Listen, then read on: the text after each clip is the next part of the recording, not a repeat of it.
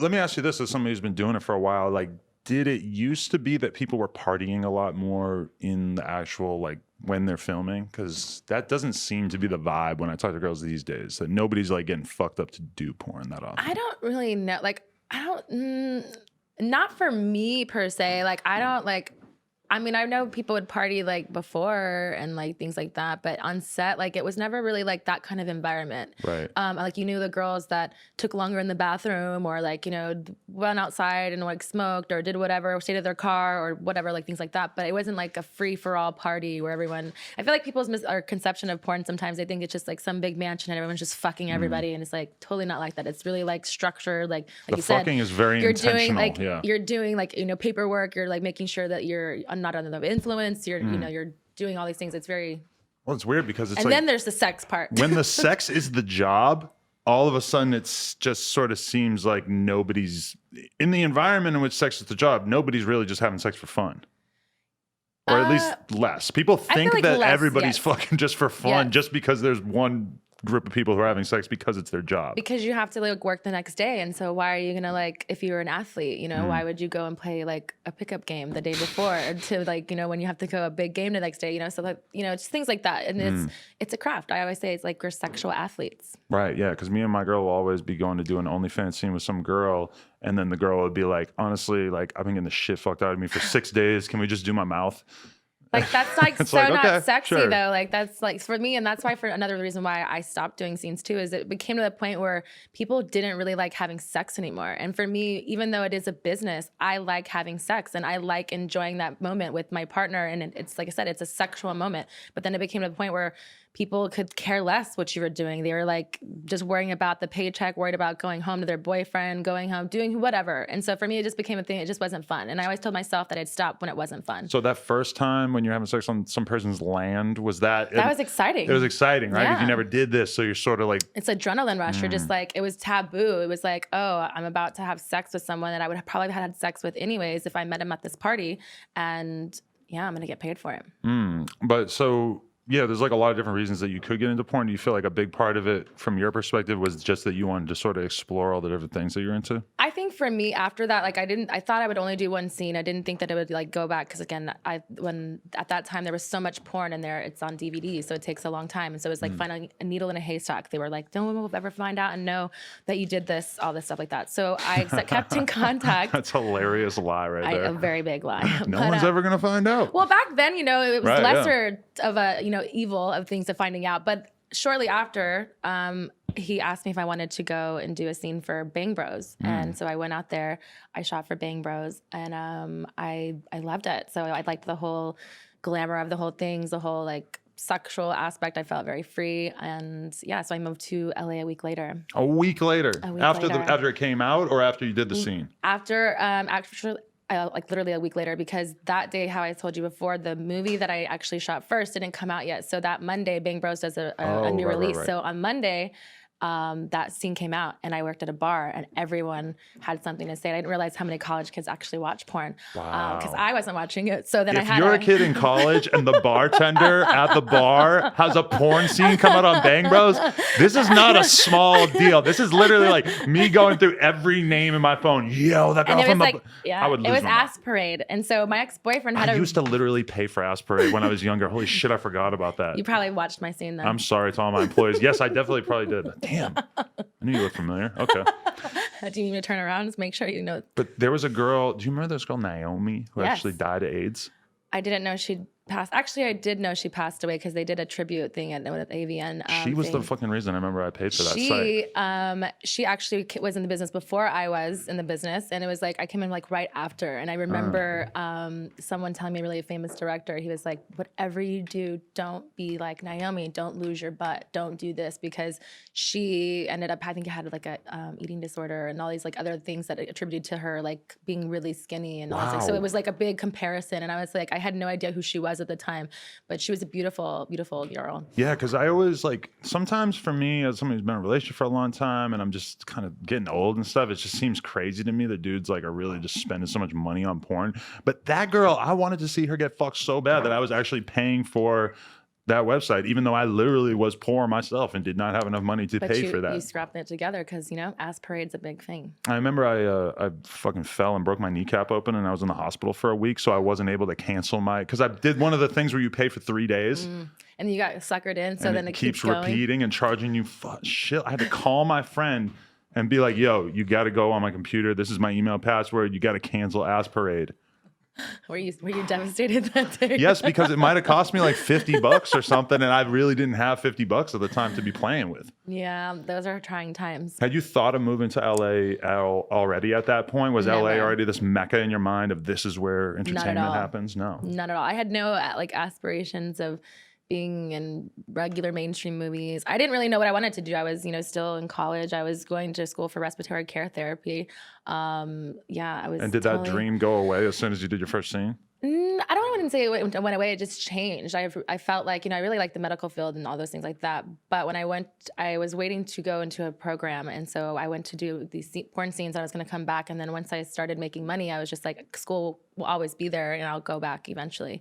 Now I feel like it's, you know, I have my associate's degree. I didn't get my bachelor's, but I feel like it's about business-wise. I feel like it's like what you know, not or who you know, not what you know. Sometimes, so I feel like I don't necessarily would go back to school for anything at this current time. But you know, it may change in a couple of years. I just feel like for me, I did enough school that I'm done with it for right now. So I did 3.5 years. Yeah, I hear that. So you moved to LA though, and like how did you appreciate the lifestyle change? Like, did you fall right into it, or was it awkward at first? It was really different. I moved into the with the guy that I got into the business with, and how I got into the business. And wow. then, so he was like, "Let me fuck you in this field, and then move across the country and be my roommate." We started dating. Oh wow. Yeah, we started dating. That is so the move though. The male talent in the porn industry is always trying to find the new hot girl and then swoop them up and date them. It. Yeah. Well, they get paid for it. They get a referral fee. And if you stay longer than 6 months, then you get more money. It was like a thing. I don't know how anymore, but that's how it used to be back then. I just always see these weird situations where there'll be some like new 19-year-old girl on the scene, and then all of a sudden she's dating this hairy 40-year-old talent. Well, and mine I'm just definitely like, wasn't 40-year-old talent. No? He was cool?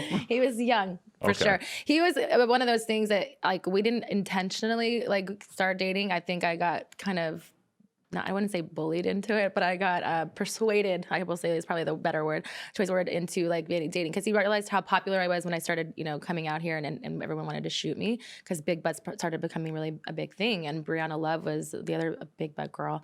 And so it was just like no one had a body type like mine. So I think he saw an advantage or incentive or whatever to keep me under his lock and key. The thing about the male talent is that the male talent is almost never going to get popping on their own. They have to attach themselves to... Well, he already was, because he was, you know, in reality porn, and he started all those, like Naughty America back in the day. So he already had his own name. But I think once he saw that, he wanted it even like to be attached to like control what I was doing.